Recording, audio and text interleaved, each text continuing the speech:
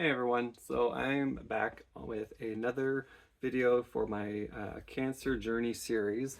I think at this point we're up to, I'm home from surgery. Yeah, so I've talked about, if you haven't followed along my videos up to this point, talked about my diagnosis, how I found out I had cancer, dealing with that news, my treatment plans, just what it's been like going through the healthcare system in Canada here, going into surgery, chemotherapy, all of that. So at this point, yeah, so I've uh, come home from surgery, kind of recovering.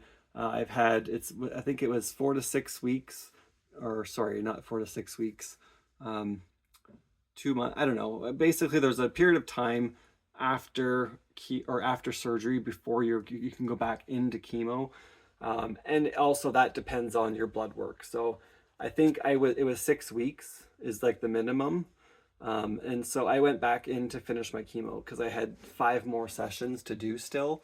And my thought was like, why do I have to do 5 more sessions of chemo? Like, if you just said that you've got all the cancer. Um, and one of the nurses I had in town here explained it to me in like the most logical way. So it's like the surgery is like sweeping the floor, and now they're mopping it. Like now they're cleaning up the mess. Or sorry, now the surgery is like cleaning up the mess. The rest of the chemo is like, sanitizing. It's like they're just making sure that there's nothing left that they can't see. Because, it can be microscopic, a little tiny bits of cancer that could just linger around that they may not have caught with the surgery, even though the pathology says that it's all gone. But there's always the chance that they've missed something. And so the remaining cycles of chemo is just to make sure that that's all gone. Um, so I mentioned before that when I went back onto the chemo, it was very different from the first cycles, like the first 7 cycles of it. And that's true. It's like my body just like gave up. It's like it just is not having it anymore. So actually, the first one after cycle 8, totally fine. It was like almost like the very first one all over again. Just I took it. It didn't bother me. I didn't have any major side effects. The neuropathy kind of came back a little bit. But yeah, it was very much kind of like the very first session all over again. But but yeah, cycle 9, oh my God, it was the absolute worst ever. So, and not for the side effects afterwards. It was just the reaction that I had immediately when they started administering the chemo. So typically I'd go in, they'd get me all set up, they'd hook up the chemo, I'd sit there for 2 hours, they'd finish, they'd hook up the other one, then I'd go home. But I was there, and that's like a 2.5 hour session. But this time on cycle 8, I was there for about 5.5, 6 hours, because about 20 minutes, 30 minutes into my 2 hour oxaliplatin administering the drug, I started having a reaction, like an allergic reaction, or my body don't want this no more reaction. It was like I was starting to feel sick to my stomach. I had cramps in my stomach. I was getting a headache. My mouth was drying up and like getting all like tense. I started like shaking like uncontrollably, just like they call it like rigering. Um, anyway, and there's just like all these different side effects and reactions happening, and it's like suddenly every nurse on the floor was there for me, and there were just people were coming over, and they had to go talk to my oncologist for a minute. They started giving me all these other drugs to like stop these reactions from happening.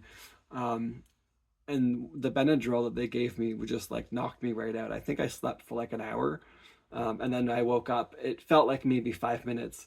But then I look at the clock and I was like, oh my God, it's been so long. And then I was like, we must be finished now. And they're like, oh, we haven't put the chemo back on yet, because they had to make sure that everything was good. And I was like, awake and whatever. But yeah, so like they, all of that, and they had to finish the chemo. So they hooked the chemo back up. Um, and the rest of it went fine.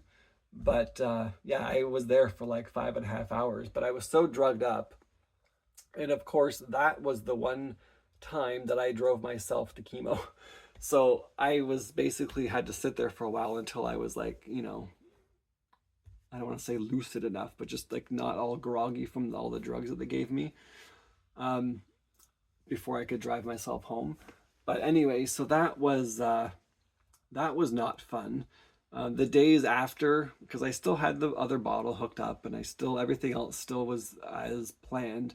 Um, but yeah, that was just the energy levels. Like I just was almost right back to what it was like at session 7, where I'm just like feeling like crap for days and days and days. But and then the ninth treatment was they kind of prepared for it. So before I even started the chemo, that's when they started giving me all of those pre-meds again beforehand, so that they would hopefully prevent me from having that reaction again. Unfortunately, I started having the reaction anyway, and then so they dosed me with all those drugs a second time. And let me tell you, I just that was just way too many drugs. Like I already had my typical like 3 pills of like pre-chemo drugs. Then you've got the chemo drugs, and then now you've also got like a Benadryl, and then there was like a steroid, and then there was like an antihistamine that they gave me. So there was 3 more there. And then they dosed me with all of those again. I was like, "Oh my God, I felt like I didn't have any natural substances left in my body." And I just was completely out of it, like just doped up. Like it just was terrible, like terrible. And but I got through it, and it was like another 6 hours.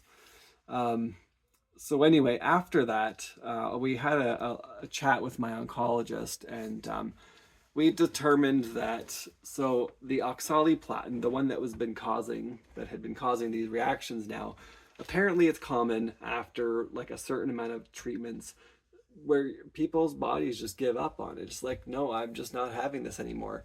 And so I only had 2 more treatments left, cycle 11 and 12. And she told me that, that actually is not the most important of the chemo drugs. It's the other one, the one that I take home that goes in over the course of 46 hours.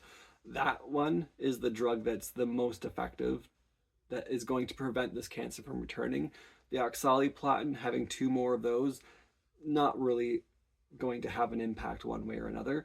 And also on top of that, I was telling you before about the neuropathy. So the neuropathy on my fingers, it had been almost like permanent. Like it was every day, constant. The tips of my fingers are numb. Like I still feel it today, and it's been weeks. Um, but so the the risk of more of this oxaliplatin drug could almost guarantee that this is permanent. And my toes, like all of my toes are numb still too. Um, so we decided that it's just not worth the risks. So we stopped doing that drug. Still the other one, of course, but without having the oxaliplatin, I know I didn't have to take any of the pre-meds, any of the additional drugs that we were taking for all these reactions, or just the anyway, the side effects in general. So, oh my God, that just made those last 2 chemo sessions just so much easier, because that other drug compared to this one had like almost no side effects. Like I just blew through those last 2, and just not having to deal with the neuropathy and the drinking everything hot. Oh my God, I just even just water was starting to make me want to gag. So that being over was just like the best news ever.